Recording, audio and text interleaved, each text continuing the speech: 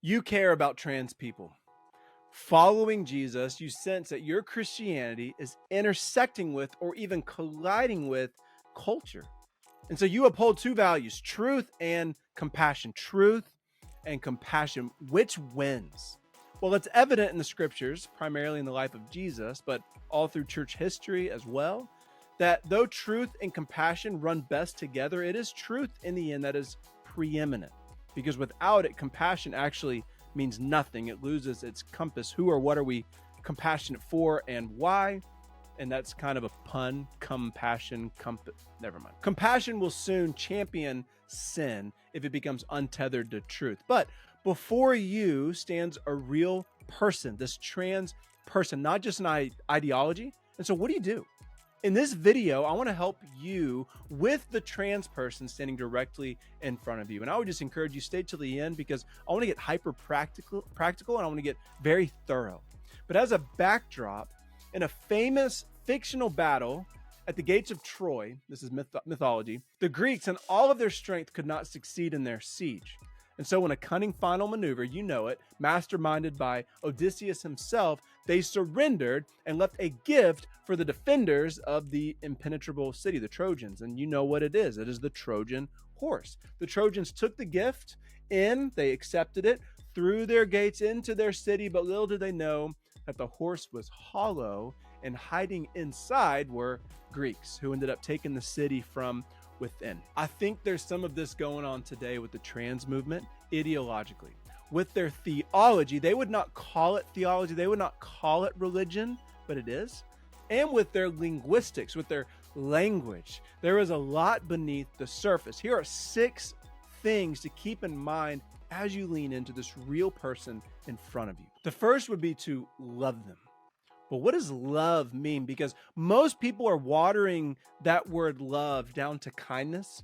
Love is kind, but love is not kindness. They are not the same thing. So in one sense, you love people in the compassionate way. You, like Jesus, wish for others to feel welcomed and homey around you, but you also love them just like Jesus, where you're willing to call out a sinner and sin gently, but never dismissively. Jesus did this ruthlessly. Second, with honoring pronouns or not, realize there is disagreement among Christians. When a trans person claims to be they, them, or a trans man identifies as she, what do we do as Christians? We divide, but I've recently changed my mind, and I want to share more on this soon.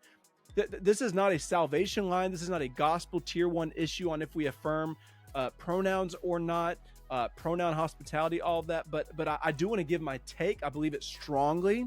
I humbly admit I could be wrong myself, but there is disagreement, and that's good to keep in the back of your mind as you lean in to this person. Third, keep in mind the Trojan horse. Inside that preferred pronoun lurks dangerous and deadly beliefs. It all appears harmless, and we wish to be compassionate.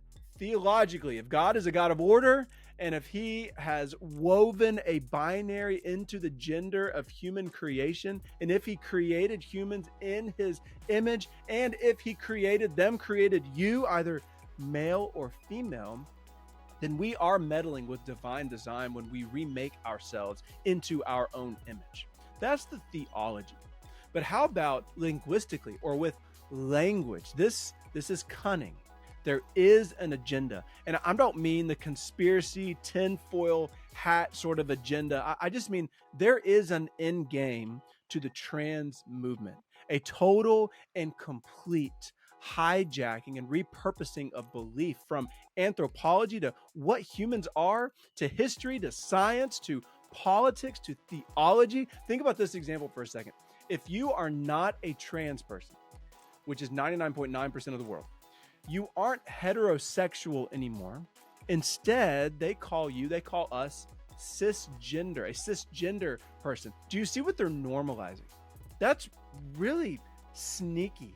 They're lumping all of us into their worldview, into that language. Heterosexual, that's oppressive, that's old school language. Cisgender, they're normalizing this wording, this language, which modifies our beliefs. It's a Trojan horse. Even think of marriage. A few years back, pre-Obama, God has never and will never honor, let's be clear for a second. God has never, will never honor two men or two women as marriage. It's literally not marriage. You can't use the word marriage in God's eyes for anything else than what marriage definitionally has always been and is in the Bible as God defines it. One man, one woman that are not related. Humanity has never honored this until recently, but now we'll just call it all marriage. We've been Trojan horsed. They have advanced. Keep that in mind as you're talking. Fourth, it's great to affirm their name changes. Pronouns are divinely given. Names are socially constructed. And so I think when we assign maleness and femaleness to names, which are really just sounds, Justin, that's socially constructed. Think of how the names Sawyer, Taylor, Kyle, Carson, Alex, like maybe they used to be boy names or girl names. They're, who knows? Names are just sounds. And so if a trans man goes from Justin to Justina, I will honor that.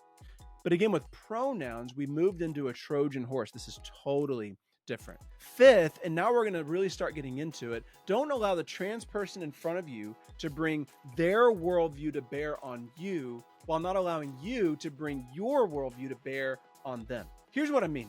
The trans person, usually not out of wickedness in my experience, but perhaps often playing the victim, they might overstep human rights, human language by demanding you to honor their pronouns, but it's an overstep because they are upholding their sense of safety over your right to free speech, which is not okay.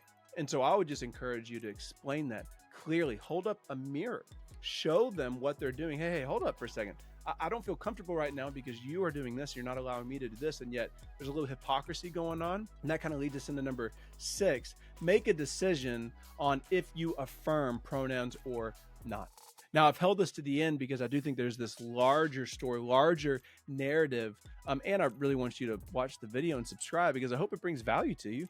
I've changed on this recently. I used to be a yepper, kind of a pronoun hospitality guy, but I was convicted that I was using a Trojan horse of my own on the trans person in front of me to sneak in and win in the short game, but to bait and switch in the long game. So what I mean is I believe the person in front of me, this trans person, is a beautiful image bearer, God-given nobility and worth. But that this person, and we see Jesus acting on this all the time, this person is living in sin, living in a delusion. Unmaking God's design like they're doing is killing them. And so I'm a noper, but I'm a namer noper. I'm making up words as I go, by the way. What I mean is I name it.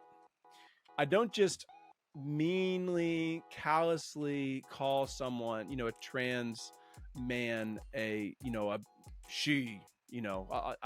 I will name it. I will explain the person in front of me.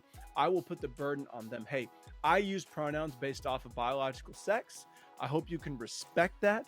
I believe in and follow the biblical God, but I want to be authentic to that. But I also know that I live in a world where we have different beliefs. I'm okay disagreeing with you. Can we do it respectfully? I'm a tolerant person and that I can get on quite fine with people of all beliefs. Are you a tolerant person? Do you see? I put the burden on them. Like, can you handle different beliefs? Most times this has worked great, but if there is an instance where hatred is kind of spewed back, what I would recommend is just hold up a mirror. If they say, no, I'm not okay with that because I don't feel safe. You respond, well, I don't feel safe either. You're making me uncomfortable for not believing in my convictions. If they say, no, I'm not okay. I'm not okay talking to a bigot. Again, mirror. No. I just said, I'm cool with you, but aren't you being the bigot? You're not tolerating me. Again, this is rare. It's unfortunate. It's the shrapnel of today's world. And I think it's loving, but never cowardly to do what I've laid out here. It is messy, but I think it's worth getting messy in. But this will make for a good conversation in the comments below, I'm sure. What are your thoughts and why?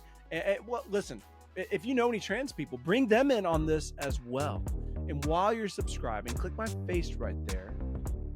I'll just say thank you and bye.